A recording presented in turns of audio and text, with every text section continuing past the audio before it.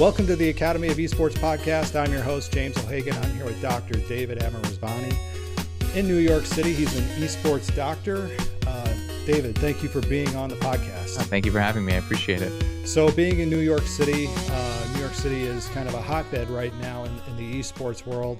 Before we get into talking about your specific profession, or maybe we can make it part of the conversation, just yesterday we had a major tournament, I guess you could say, and we had people from all over the world tuned in to learn that a 16-year-old won $3 million in a Fortnite tournament that took place at Arthur Ashe Stadium. I believe there were 24,000 people there watching it. Were you happen to be one of those people there? Yeah, I was there, and it was quite an electric atmosphere, to say the least. So.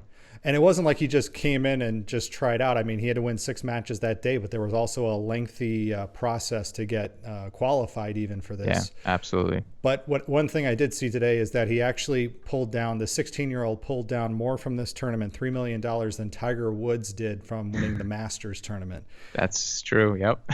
So tell me, in your professional role as an esports doctor, did you see anything going on at the event that maybe talked about, reflected in the work that you do, or maybe conversations that you had with people around the work that you do?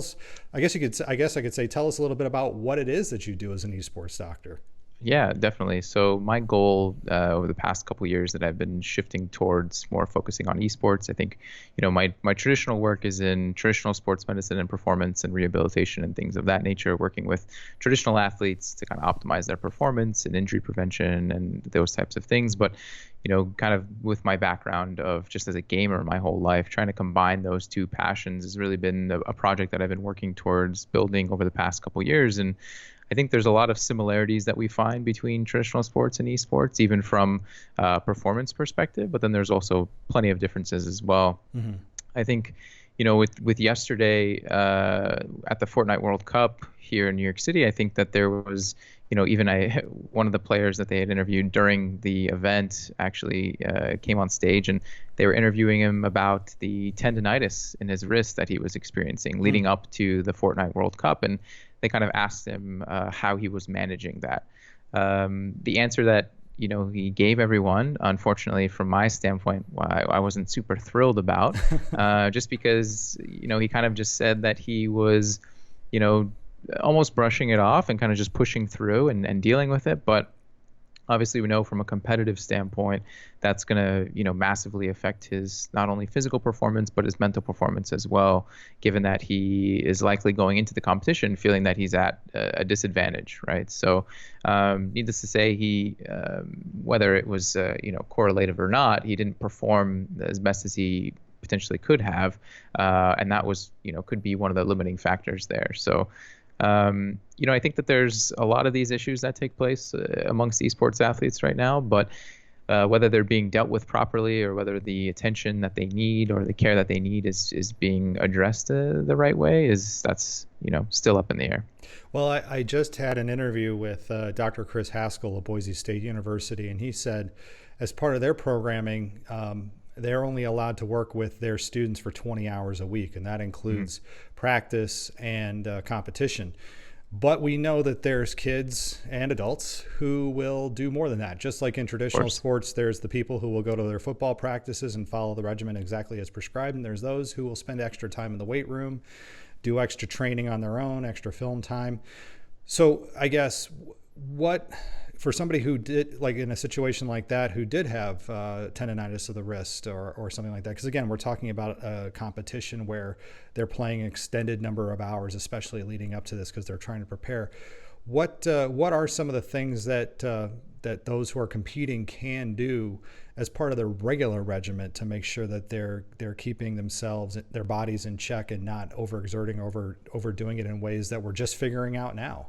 Yeah, absolutely. So I think, from my standpoint, we're all about preventative health, right? We try to take care of these issues even before they become issues, right? So I like to say we like to put the fire out before it even starts, so to speak. And the issue a lot of times in esports is that, we're dealing with a demographic that happens to be stubborn, right? They're traditionally young males, right? Mm-hmm. That don't necessarily address issues of both physical and mental health. It may not be at the forefront of what it is that they're, focused on, because a lot of times they're focused on the competitive nature of what they're doing, right? They really want to, better themselves in their in-game performance.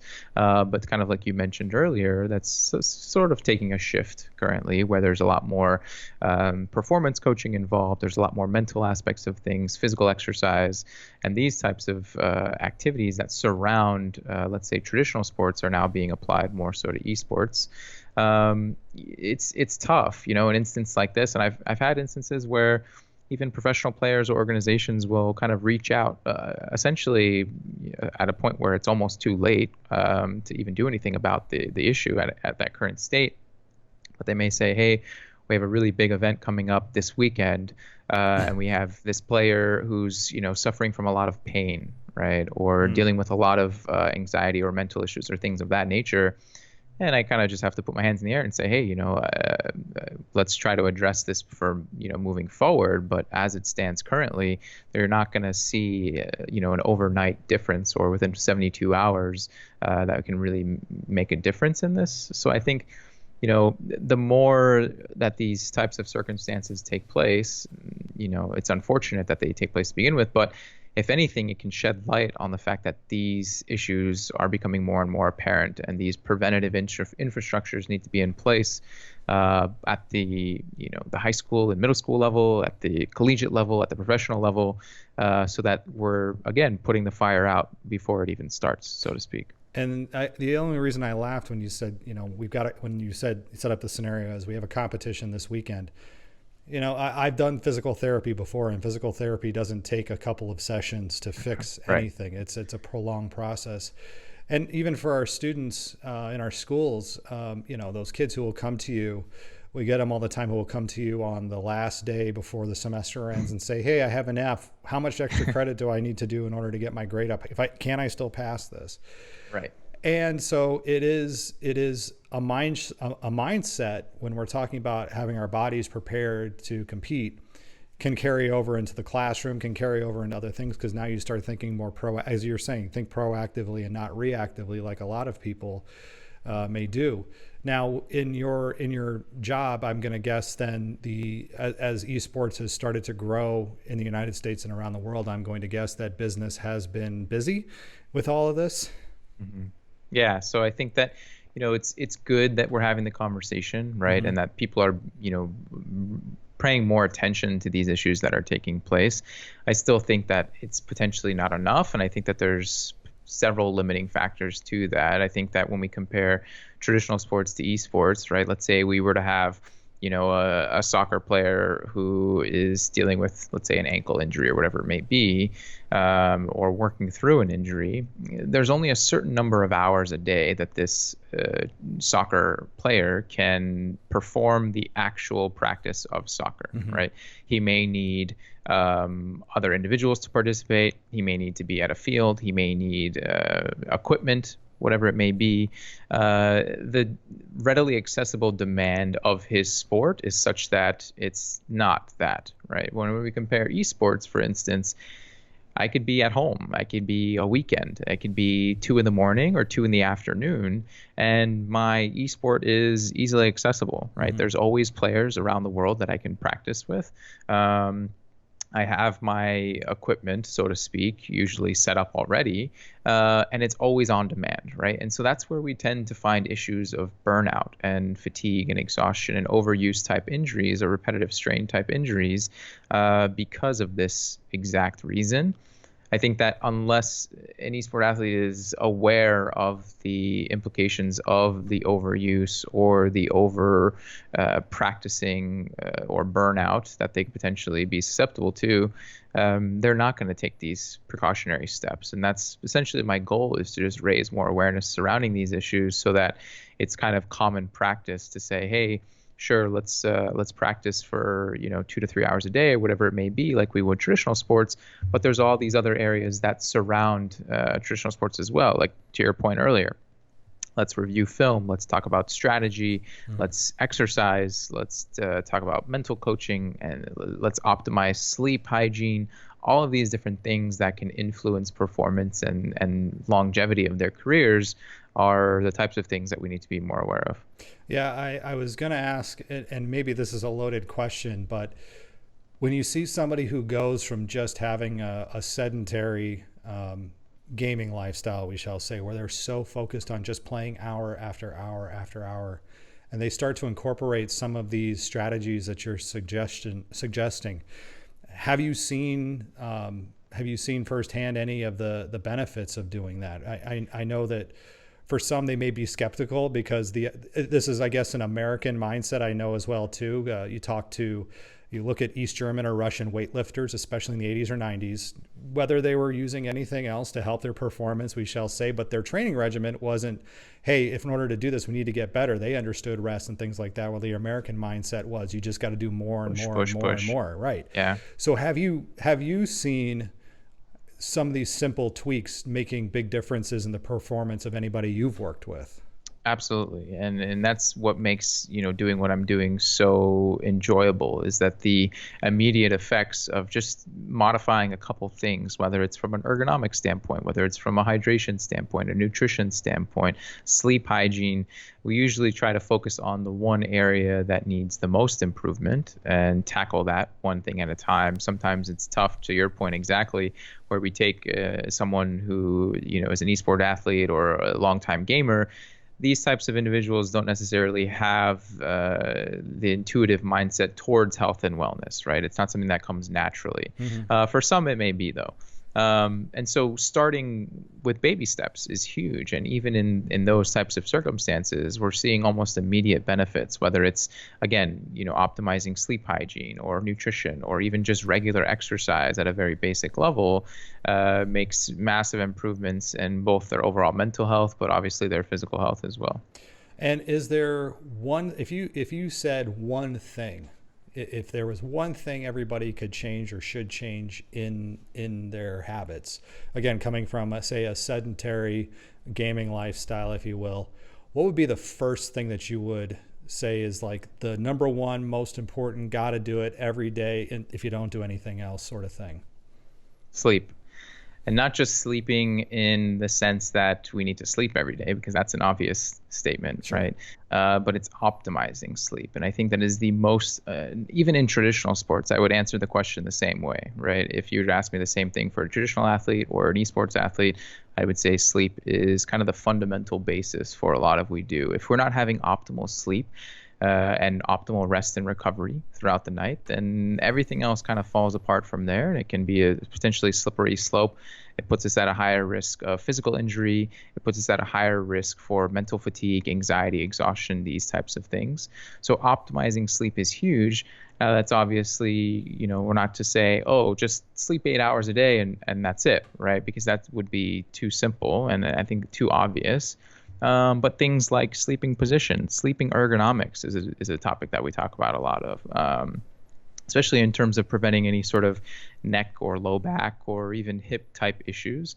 Sleep environment, right? The difference between utilizing red light and blue light, sleeping patterns, or rather almost a program of sleep to kind of get yourself ready for bed at the end of the night, right? Because I think, maybe you and myself included and many other people and some of your listeners may think, what do I do before I'm in bed, right? I lay there, maybe I'm on my computer rather even before I get to bed, working or reading through emails or whatever it may be.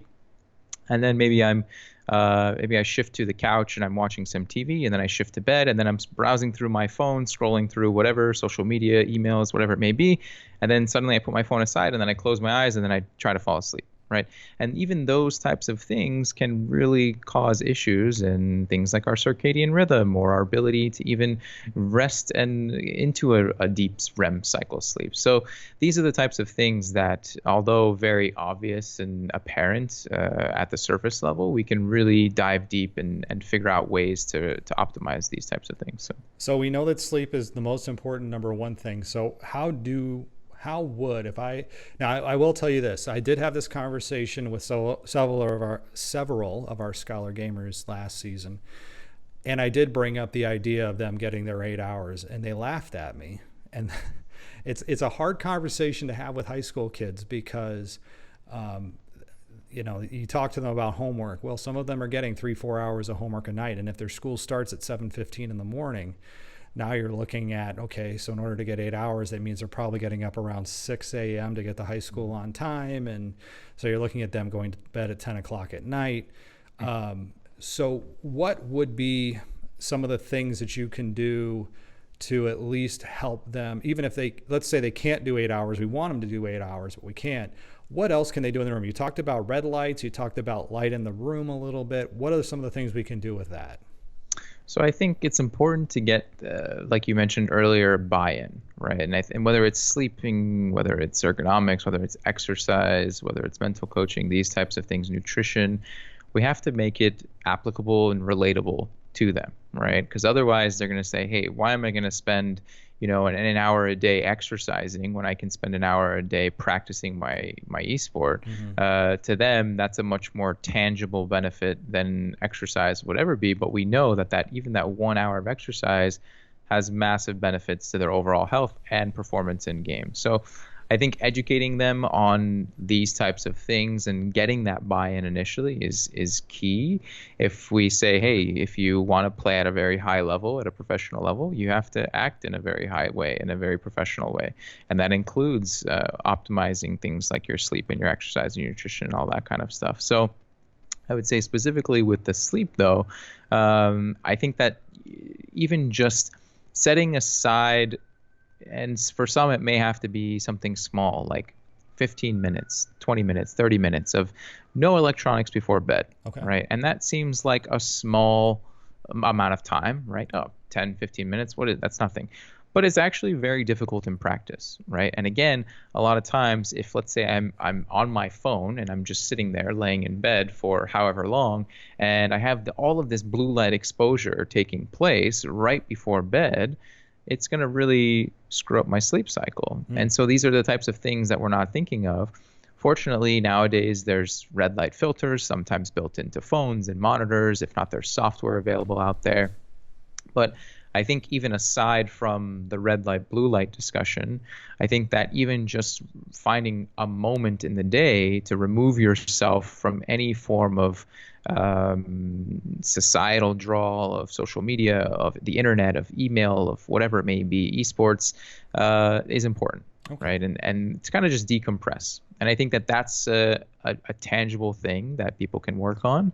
Very difficult in practice, much more easier said than done. But I think that's an easy place to start, especially for young kids. Yeah, the thing I noticed right away is I switched the lights in my bedroom to LED lights that can change color. So when I get ready for bed, my lights are all set to red. And what I found out too about red light is that if you go from a red light to a dark room, your eyes don't have to adjust. So it's another kind of, I guess, safety thing you can have, so you don't have to go through that adjustment period, where you walk out of a room with bright lights. But the other thing I started to do was I put electrical tape over anything that had just like an indicator light. So if it was a green light or a white light, and it's funny is I started to notice right away just how bright some of those little teeny indicator lights are and how much of a difference it was by putting a little piece of electrical tape over them to note that they made a world of difference to block all that out. Yeah, I mean, in my PC, for instance, has a motherboard that is really cool, RGB. It changes colors all the time, even when it's off. But sometimes I'd be sleeping. Even from a far distance away, I'd see these different colors all the time, and it would be something that's distracting, whether it's a subconscious thing or not. And I had to go into my BIOS settings and turn that off. But those are exactly the types of things, to your point, that we don't necessarily think about, but they have subtle implications in terms of our overall rest and recovery. So. Okay. And the other thing I've been thinking about, and since I have you here, I can ask you some of these questions, is about in-game moments. So you talked a little bit about ergonomics, and you were talking about ergonomics from the perspective of sleep. But what about ergonomics in gameplay? I know that we worry so much about the key, especially some of our gamers are very particular about their keyboard, about their mouse.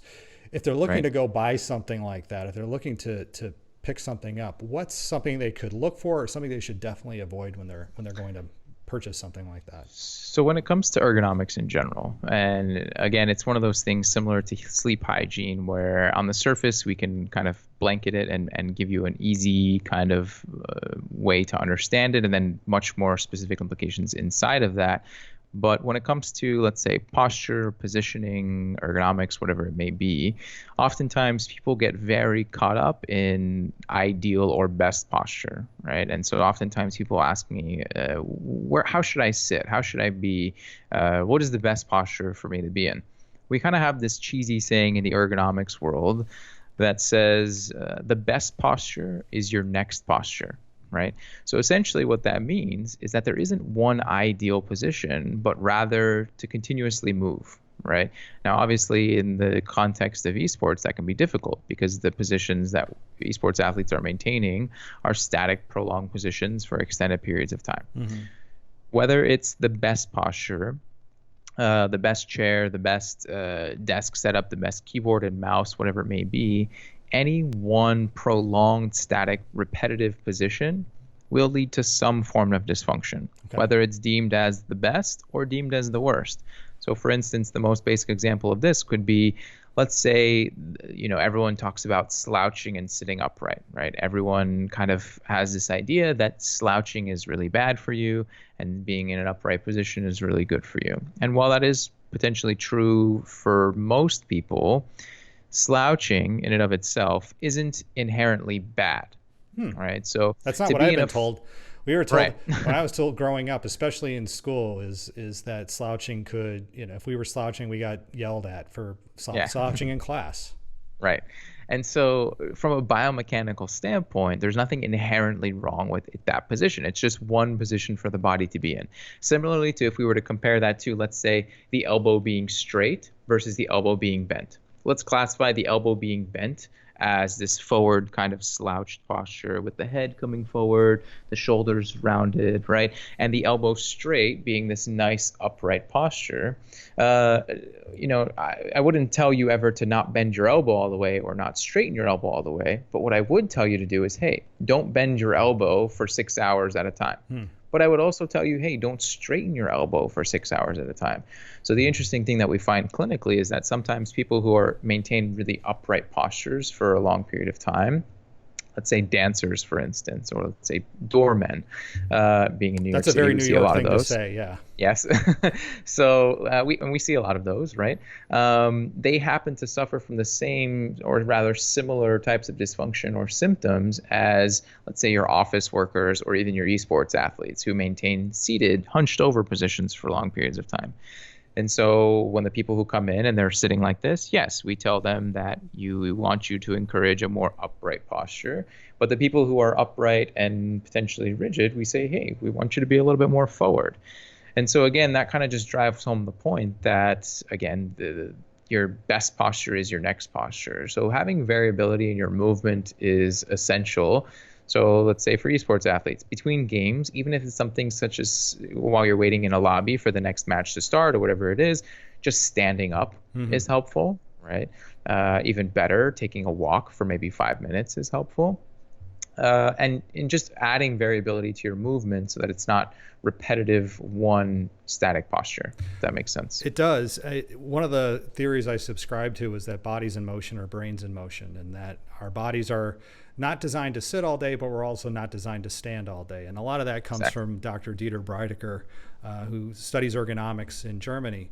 And one of the things I've kind of started to explore a little bit, because again, we're so focused on all these other technologies and things like that when we're looking at gameplay. But one of the things we really haven't looked at is the chair. And when I look at the gaming chair, you ask any of my scholar gamers, say, what kind of chair do you want? And they'll say a gaming chair. And when you ask why they want a gaming chair, they'll say, well, because it's a gaming chair, not thinking about the purpose of the chair. And so one of the things that we're starting to explore in our program here in Racine is exploring other types of seating. So for example, we're looking at a hockey stool, which is made by VS America, where it has a convex bottom to it and it sits as an upright stool. And it's not meant to be sat on for an hour. There's no cushion on it. It's a very it's a very rigid seat, but it allows the body to move in a 360-degree motion with the hips. It's almost like a yoga ball, but more of a straight up and down stool. And again, when we're talking about esports, we're not talking about 6-hour gaming sessions. We're talking about, we want to be able to play for 20, 30 minutes, hopefully 40 at the max, and then you get up and you walk around between your maps or your levels or whatever it is that you're playing. So that's one of the things we're really starting to explore. And I have taken some of these hockey stools down to our local gaming lounge to try it out. And the feedback so far has actually been very good. It's almost like you look at the market, especially the way the market's growing, and it's like, okay, we might have found this. Everybody's always looking for an advantage, a competitive advantage. And what you're saying and what I'm seeing is that everybody's looking for that edge still, and they haven't taken the time to just look at the chair that they're sitting in. Absolutely.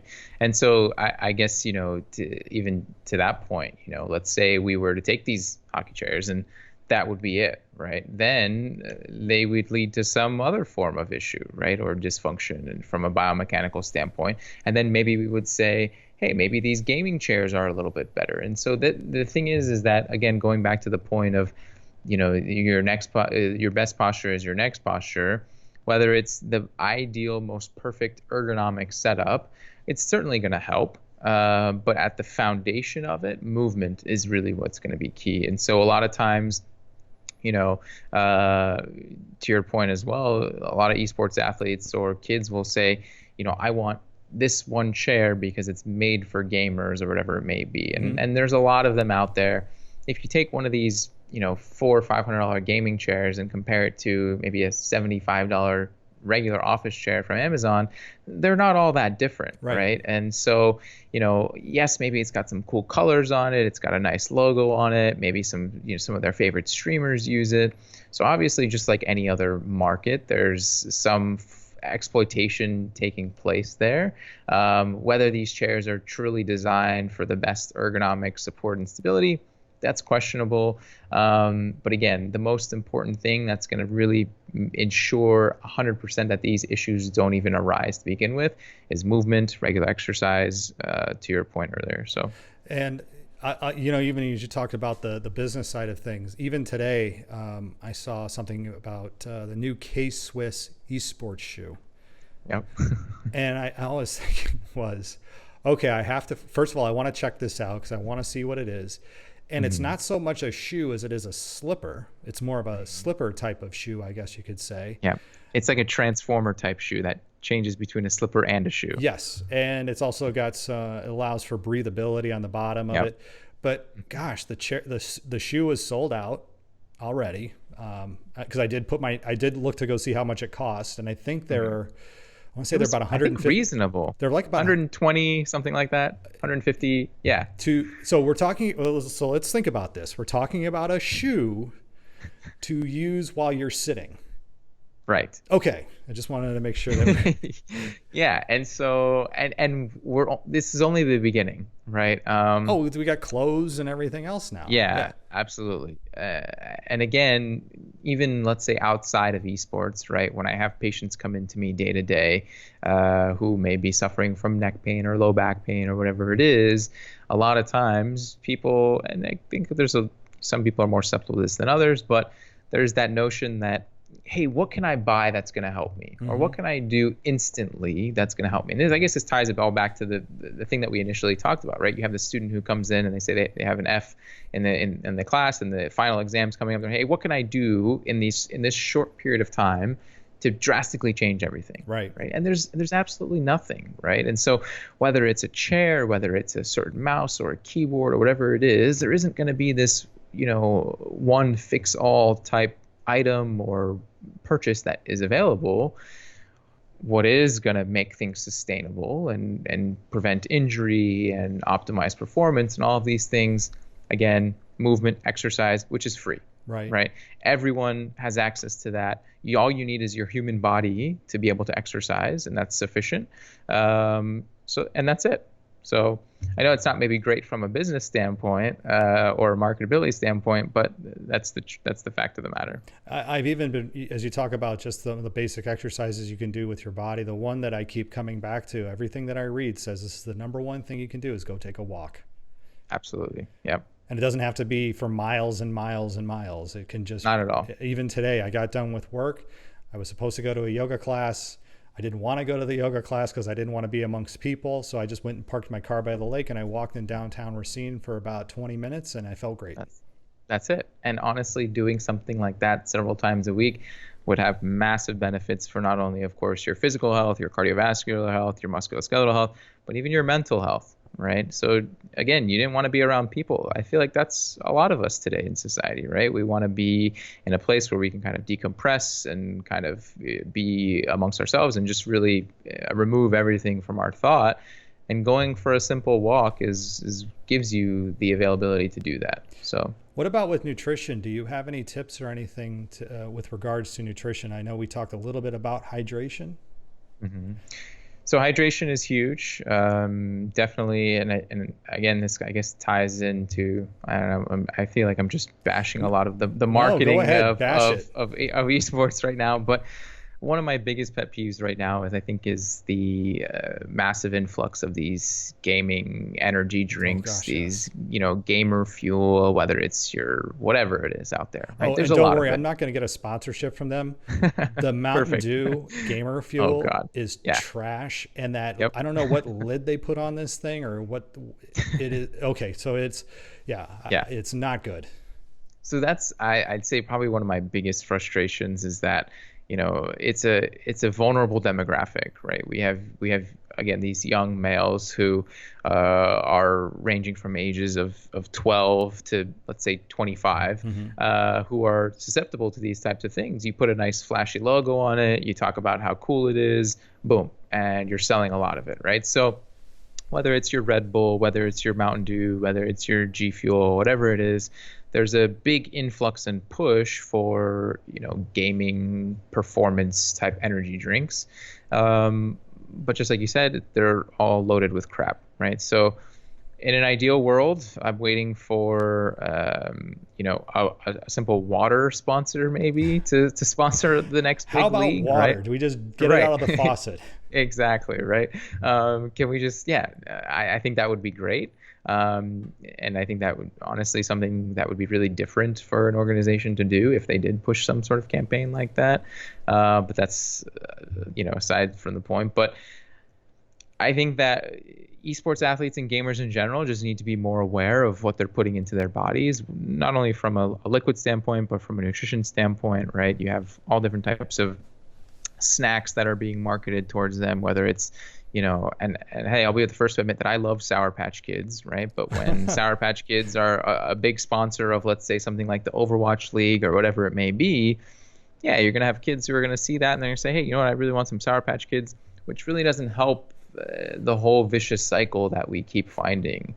Ideally, we're breaking down these barriers and stereotypes that people have of traditional gamers, and obviously that's changing and it's an ever-changing landscape. But I think the more discussion we have, the more kind of professionals that are in the space talking about these issues, the more we can just elevate the industry as a whole from a professional standpoint, from an exercise standpoint, nutrition, all of these types of things, because there's plenty of room for growth right now in esports for this type of thing. And I'll take it back to the education aspects too, because again, what we're trying to do is use esports as a vehicle to connect us into other things. And even when you start looking at some of those energy drinks, let's say you're a science teacher, just bring in some of that pH paper and just drop it in one of those things and let kids learn that what you're drinking is actually considered usually around a pH of 4. And a pH of 4 is a strong acid. So it's like I don't think kids realize that you can use this stuff to clean pennies and break down steak. And I used to do those experiments with my fifth graders, and they were kind of surprised just at what you could do with Coca-Cola just out of a 2-liter.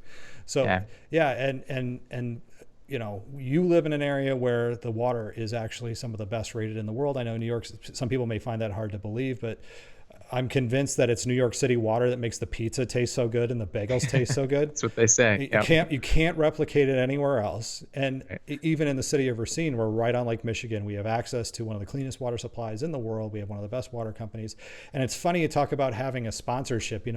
Maybe I will approach, even though they can't necessarily sponsor anything, at least promote the Racine teams drink Racine City water. Absolutely. Yeah. And again, I know that, esports is a large and growing industry, and a lot of people are utilizing it as a business, and I think that's great. But let's utilize it for good, right? And I think, promoting health and wellness, and promoting good nutrition and exercise and things of that nature, you can get the best of both worlds, and get everything that you need to get done, so to speak. So Dr. Dave, if other people want to connect with you, how can they do that? I want to give you a chance to kind of promote whatever it is, promote your branding, promote yourself. Where can people connect with you or find out more about the work that you do, or connect with you to maybe employ you? Yeah. So Twitter is a really easy way to get a hold of me, at DPTDave. My website, dptdave.com, linkedin.com/dptdave. Also, I'll be announcing a podcast soon that I would love to have you on. Absolutely. So looking forward to that. So that'll be another way for people to kind of get involved and get engaged, and just learn more about what it is that we're trying to do. And do you have a name for the podcast yet? I do, but it's to be announced. Fair enough. Well, when it is announced, I'll be happy to retweet and get the word out to everybody. And again, if you wish to connect with Dr. Dave, again, you'll see his Twitter handle just below his name. If you're watching it on YouTube, it's DPT Dave. Dr. Dave Oh, geez. Dr. Dave Amirrezvani. There, I got Perfect. There you go. Thank you for being on the Academy of Esports. Thank you so much. I appreciate it. Thanks a lot. That will do it for this week on the Academy of Esports. I've been your host, James O'Hagan. Esports are organized competitive video games allowing schools to redefine their athletic culture, diversify opportunities for student participation, promote good physical and mental health, increase collegiate scholarship pathways, and play games. We can never forget the importance of play. The mission of the Academy of Esports is to support these ideals. The vision of the Academy of Esports is for all students to experience the fun and joy of playing competitive video games. You may follow me on Twitter at Jim O'Hagan. That's at JIMOHAGAN, and through the Academy of Esports account at TAO Esports. It's a great way to get the latest blog posts, podcast episodes, and news coming out of esports and education. And remember, you can continue your engagement by going to www.taoesports.com. You can also connect through Facebook at www.facebook.com/TAO Esports. Thanks again for listening, and I look forward to our time again next week.